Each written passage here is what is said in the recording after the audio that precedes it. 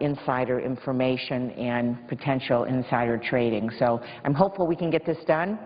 I appreciate everyone that's been involved in helping to get us to this point, and hopefully by the end of the week we will have something passed that we can all feel very good about. Thank you, Mr. President, and I would suggest the absence of a quorum. The clerk will call the roll. Mr. Akaka.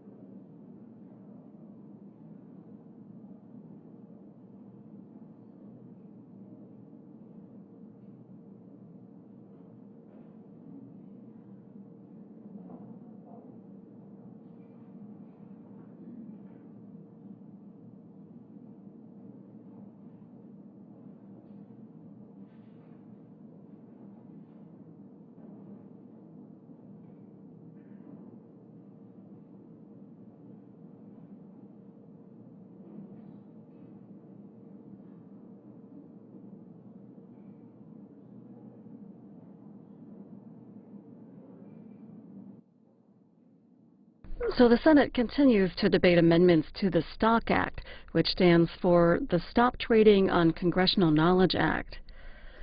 All of the polls in Florida are closing by 8 p.m. Eastern this evening. The Washington Post reports that Florida Republicans today are expected to cast more than twice as many votes in the early nominating contests in Iowa, New Hampshire, and South Carolina combined. Our live coverage of tonight's GOP presidential primary begins at 8 Eastern here on C-SPAN 2, pending on the Senate going out.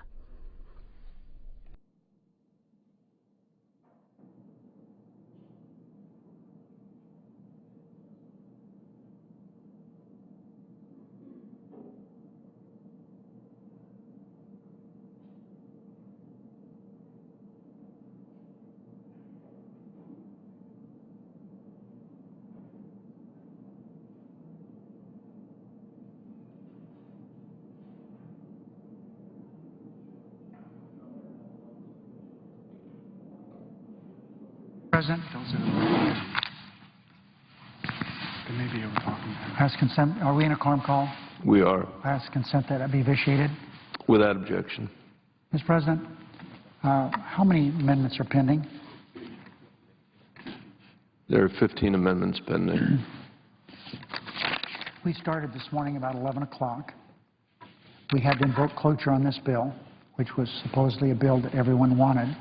It's too bad we had to invoke cloture on it, but we did. We've been working all day to set up roll call votes, all day. We thought we had one a few minutes ago, but a couple of senators came over and said, there will not be a vote on that unless I am guaranteed votes on mine, even though their votes are totally not relevant or germane to the subject matter here. I appreciate Senator Lieberman, Susan Collins. They're fine legislators. They understand what this body is all about and how important this legislation is and how important they are as managers of this bill. So they're negotiating on several of the amendments. But at some point, Mr. President, this becomes ridiculous. To have senators come over here and say they're not going to allow a vote on an amendment unless they're guaranteed votes on non-germane, non-relevant amendments, and then people criticize me for not having an open amendment process, it becomes a circus. This isn't the United Senate. This is not the United States Senate that we've had or should have. some point we need cooperation of members on both sides of the aisle to set up votes and dispose of these amendments and move on to passage of the bill. I don't want to have to file cloture on this bill. If we, though I just want to alert everyone, if we continue the way we're going, where people are saying, you can't have a vote on any amendment unless I'm guaranteed a vote on my non-germane, non-relevant amendment, what am I supposed to do to protect this body? So I would hope that tonight will bring some common sense to some senators. It's really, I won't say embarrassing, but it is a little bit to have these two fine bipartisan, they've worked together for years on a bipartisan basis on some of the most sensitive issues this country has. Protecting the homeland. We couldn't have two better people working on a bill to create some bipartisanship. So this is unfortunate and unfair and not right, and I, as the leader, am not going to let this continue forever. The senator from Connecticut. Mr. President, I want to thank the leader for his statement, thank him for his patience. I tell you, to have gone through the, I know people are critical of the way Senator Reid has been forced to operate here to try to get anything done. But if you go through a day like we've gone through, you understand why he's had no choice. Senator Paul, senator from Kentucky, introduced an amendment. We had a very thoughtful negotiation with him about modifying the amendment. We came to a meeting of the minds and ready to go, and then another member says, I won't consent to you voting on Senator Paul's modified amendment unless you promise me a vote. As Senator Reid well knows, in the early years I was here, this kind of behavior sometimes happened at just before the final vote on a bill, or perhaps before a recess was about to be declared. But to conduct oneself in this way at the very beginning of a debate on a bill about which there's bipartisan support. Yesterday was clear on the cloture motion. Only 2 senators voted against it.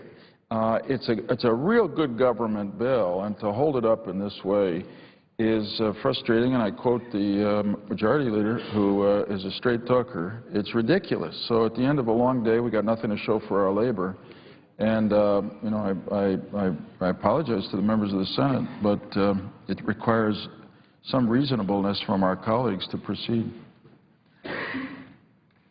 I suggest the absence of a quorum. The clerk will call the roll. Mr. Akaka.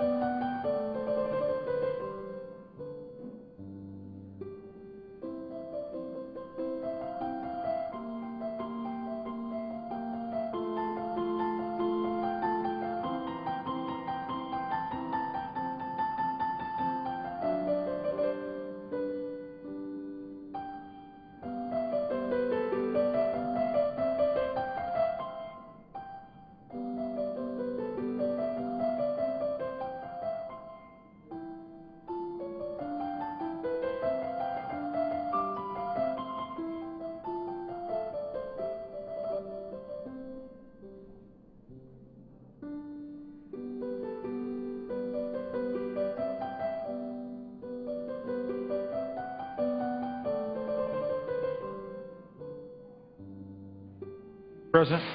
The senator from Colorado. President, we are on a quorum call. We are. I'd ask unanimous consent that the quorum call be vitiated. Without objection. Thank you, Mr. President. I'd like to ask unanimous consent the Senate proceed to a period of morning business with senators permitted to speak therein for up to 10 minutes each. Without objection.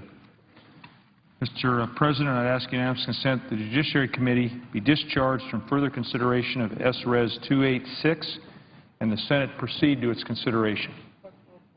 The clerk will report. Senate Resolution 286, recognizing May 16, 2012 as Hereditary Angioedema Awareness Day, and so forth. Without objection, the committee will be discharged and the Senate will proceed to the measure. Mr. President, I ask unanimous consent the Inouye amendment, which is at the desk, be agreed to, the resolution is amended, be agreed to, the preamble be agreed to, the motion to reconsider be laid upon the table with no intervening action or debate, and any related statements be printed in the record as if read. Without objection. Mr. President, I'd ask unanimous consent that the Senate proceed to the immediate consideration en bloc of the following resolutions which were submitted earlier today. S.Res. 360, S.Res. 361, S.Res. 362, S.Res. 363, and S.Res. 364. Without objection.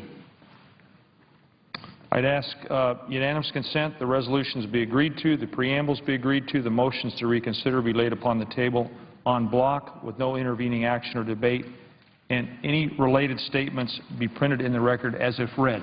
Without objection. Mr. President, I'd ask unanimous consent that the Senate adjourn until 9:30 a.m. on Wednesday, February 1st, 2012, that following the prayer and pledge, the journal proceedings be approved to date, the morning hour be deemed expired, and the time for the two leaders be reserved for their use later in the day. That following any leader remarks, the Senate be in a period of morning business for 1 hour with senators permitted to speak therein for up to 10 minutes each, with the time equally divided and controlled between the two leaders or their designees, with the Republicans controlling the first half and the majority controlling the final half.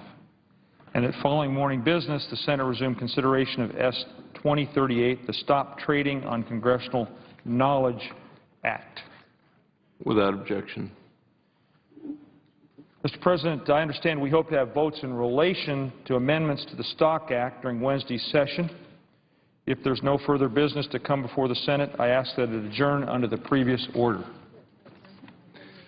The Senate stands adjourned until 9:30 a.m. tomorrow. So that wraps up another day in the U.S. Senate. Lawmakers today continuing work on a bill known as the Stock Act, which would ban insider trading by members of Congress and their staffs. More work on that is expected tomorrow. Live Senate coverage here on C-SPAN 2. Join us later tonight for live coverage of the results of Florida's Republican presidential primary. Starting at 8 Eastern, here on C-SPAN 2, we'll have candidate speeches, as well as your reaction by phone, Facebook,